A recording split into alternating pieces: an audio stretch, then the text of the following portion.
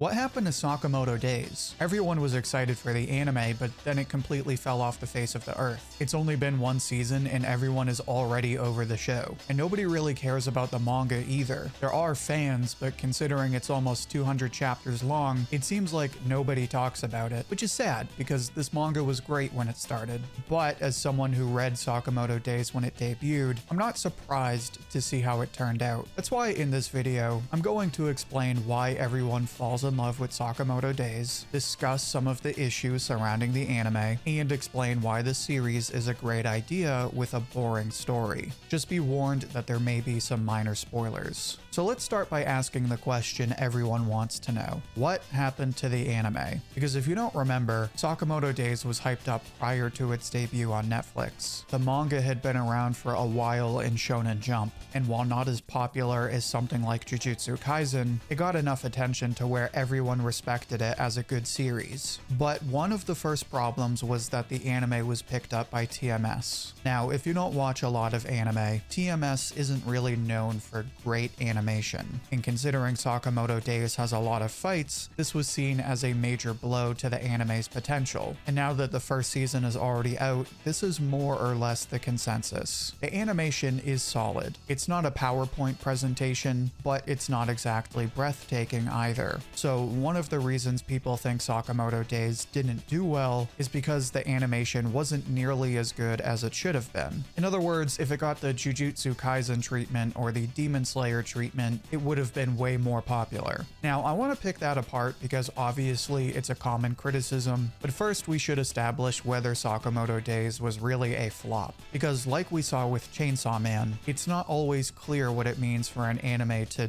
do well. If you actually look, Sakamoto Days had a spectacular debut. It was in the top 10 of Netflix in Japan and the rest of the world, and that lasted for about a month. So let's just be clear, everyone was checking out Sakamoto Days, which is half the battle. If you can't even get people to check out the show, then clearly that's not an animation issue. That's just a bad marketing issue. But here's where the problem is. So I couldn't find how the show is performing as of June. In my experience, after that first month, everyone kind of just stopped talking about the show. Nobody was hating on it, but nobody was hyping it up either. And what's worse is that the anime had no effect on the manga. If you look at the copies in circulation, Shueisha never changed how many copies of Sakamoto Days they were putting out. They either didn't expect a change in demand, or there weren't any new fans buying the manga. So the short answer is Sakamoto Days anime great, Sakamoto Days manga meh. And I say meh because you can't really say the manga is doing bad. It didn't get a big boost, but it still got 10 million copies in circulation. And it's constantly been in the top 10 of Manga Plus for at least a year. So a lot of people are reading the manga, and a lot of people watch the anime. But the manga sales never blew up. And it's a month before season 2 and nobody is talking about the anime. So the problem isn't that Sakamoto Days is bad. The real problem is that it's kind of mediocre. And this has nothing to do with animation and everything to do with the story. But real quick, before I explain why that is, make sure to join the channel if you're enjoying the video. You'll get custom badges and emojis for weekly live streams, and you can even pick which series I cover next. So like I was saying before, a lot of people claim that Sakamoto Days should have been more popular. Basically, if the show had better animation, then it would have had crazy manga sales like Demon Slayer. But look at what happened. Everyone showed up for the first few episodes and people continued to watch it, but that still didn't change the manga performance. To me, that doesn't seem like an animation issue.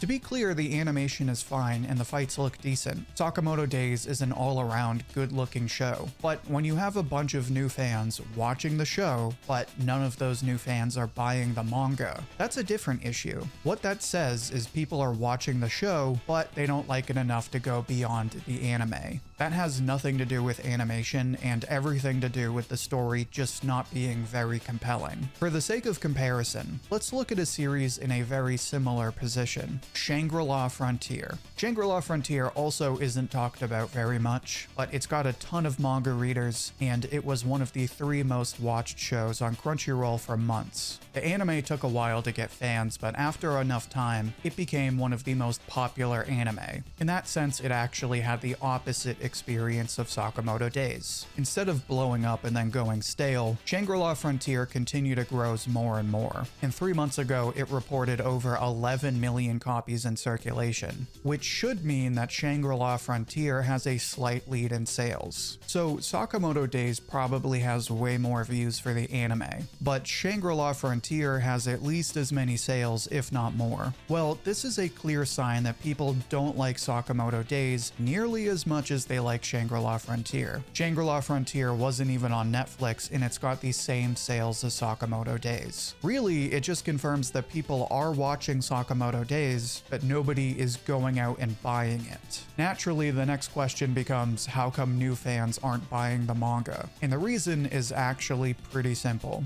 The manga just isn't that good. It is good, but it's nothing special. Sakamoto Days is just one of those series that had a great start, but it's been around for years and hasn't really done anything different. In fact, part of the problem it has such a hard time keeping new fans is because there is a huge disconnect between the story promised and the story delivered. When this manga starts out, it is very clearly a chill slice of life story. It is a story about Sakamoto saving people from assassins, but only so he can return to his normal life. And we got to see that normal life. Running the store, going to the park, buying toys for his daughter. Right away, people claimed this was the next Gintama. Like Gintama, Sakamoto Days told a story with crazy characters and absurd events, but it all came down to a story about a family that just wanted to live a simple life. And this was the story for the first 5 volumes. For the most part, Sakamoto Days had this really nice balance of regular chapters that had different silly obstacles each week, as well as more serious arcs. It's great because you get some arcs that focus on the other characters like Shin or Lu, but you also get a story that never takes itself too seriously. It was the perfect combination of Gintama and John Wick.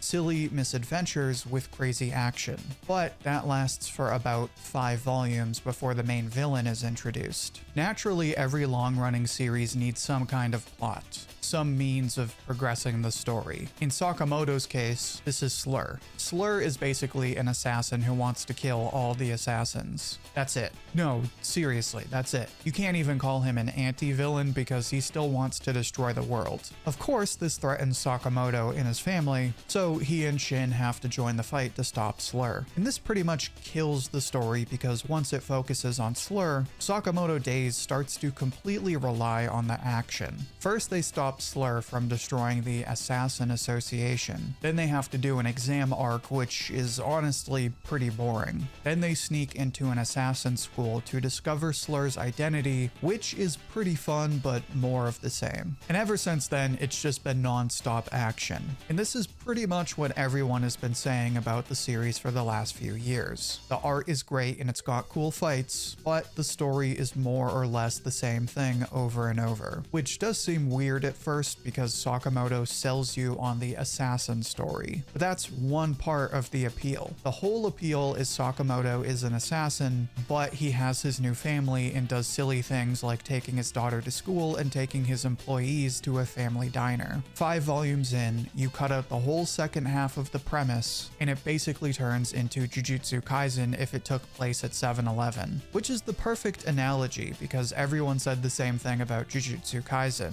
All fights and no substance. But at least with Jujutsu Kaisen, there was progression. The story was actually building up to something. With each new arc of Sakamoto Days, nothing really ever happens. It feels like there's a million characters, but none of them really change. And after 150 chapters, it feels like they haven't really made any progress. There's really 180 chapters, but if I'm being honest, I had to stop reading. I started Sakamoto when it first debuted and read it every week. Then I dropped it during the exam arc because I felt like the story had no point. So then I started again, and I feel the same way. The problem is Sakamoto trades in its early charm for thrilling action, but the characters in the fights are boring. There are some characters who are really cool. Everyone loves Shin, obviously. Osaragi is a really cool character. I also love Heisuke because he's a goofy sniper, and he actually grows in the story. But the villains are completely boring, especially Slur. They go through this flashback arc to establish his backstory. Basically, the villains all used to be orphans, so we're supposed to feel bad for them. And it does round them out a bit, but the bottom line is these characters just aren't that interesting. And I know I sound like a hater, but this is coming from someone who loved the manga in the beginning and genuinely felt like it was the next Gintama. But now it couldn't be further from that series. Gintama got more serious, but it also fleshed out its characters. Sakamoto Days goes all in on the action, but doesn't really give you characters you can emotionally invest in. So it's a combination of forgetting the characters to focus on the action, and the fact that it forgets part of its original appeal. And that's why I brought up Shangri-La Frontier. Shangri-La Frontier is a very straightforward series. It's literally just about video games. The whole plot is about progressing in a video game. But that's a story where the characters grow and make real progress. And even if it all takes place in a video game, at least the story sticks to its premise. People sign up for video game stuff and they stay for cool story and characters. People sign up for silly charm in Sakamoto Days, but what they get is a manga that just feels like another John Wick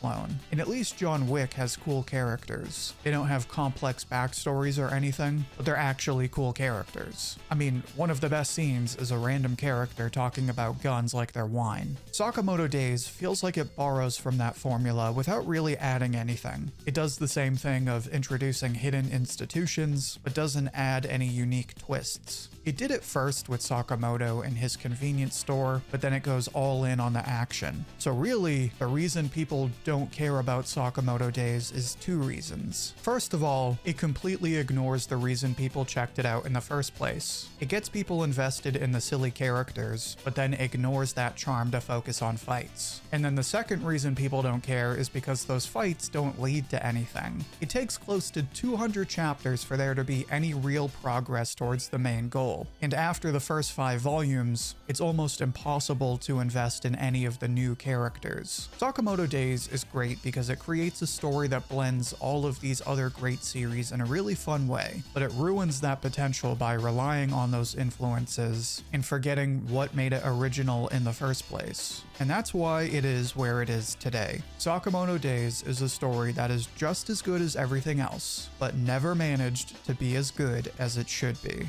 But maybe I'm wrong. How would you rate Sakamoto Days? How does it compare to other series? Share your thoughts down in the comments down below. I'll pick my favorite and share it as comment of the week on my community tab. And don't forget to become a channel member. You'll get custom badges and emojis. You can pick which series I cover next, and you can even get credited in future videos. Also check out my other reviews, which you can find in the playlist linked right here. Until then, thank you for watching, and I hope to hear from you soon.